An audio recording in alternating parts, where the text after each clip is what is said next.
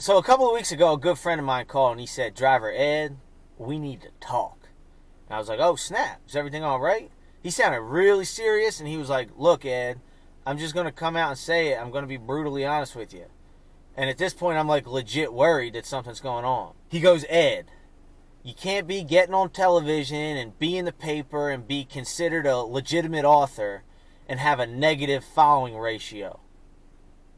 I said, "What?" He was like, "Driver Ed, I looked at your Instagram and I see that you're following more people than are following you." I couldn't believe it, that I somehow overlooked what seemed to be so obvious. That my friend that I've known for 12 years is a freaking idiot. You're going to waste my time talking about a goddamn following list? Are you kidding me? We are 30 years old. College educated. You're a goddamn war veteran. You're gonna sit there and talk to me a goddamn following list? A year ago you were shooting cannons at terrorists and now you're being brutally honest about a following ratio? What is wrong with people? If anyone ever hears me talking about my following ratio in a concerned manner, I give you permission, encouragement really, to smack the ever-loving shit out of me.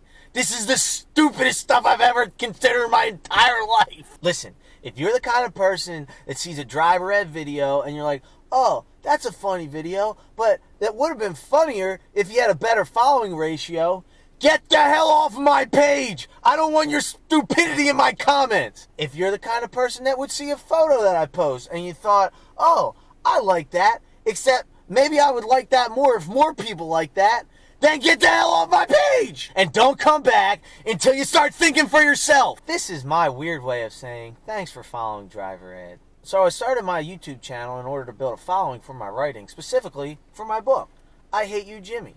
But more on that later. Something that I make a point to do with almost every Driver Ed video is to leave the viewer with a positive feeling. I like to think I'm making content that's going to lighten the mood after, say, you see a post about a beautiful Christmas duet being yanked from the radio because suddenly in 2018 it's offensive. Baby, it's cold outside. The point is, if I have a negative following ratio, or if people don't follow me, or if people don't like what I'm putting out, that's fine, because that just means it's not getting the job done for them. I hope they find something else that entertains them. But when people do follow me, I recognize that it feels like a privilege that you're going to spend your time watching me, which is kind of weird to say.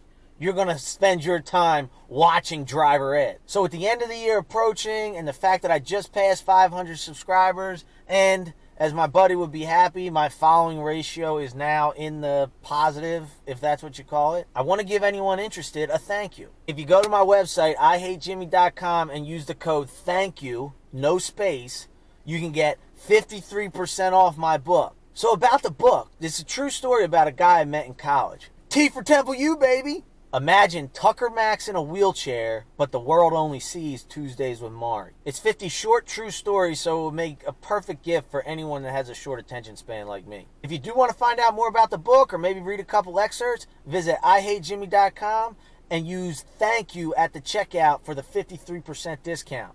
Happy holidays, and I'll see you soon.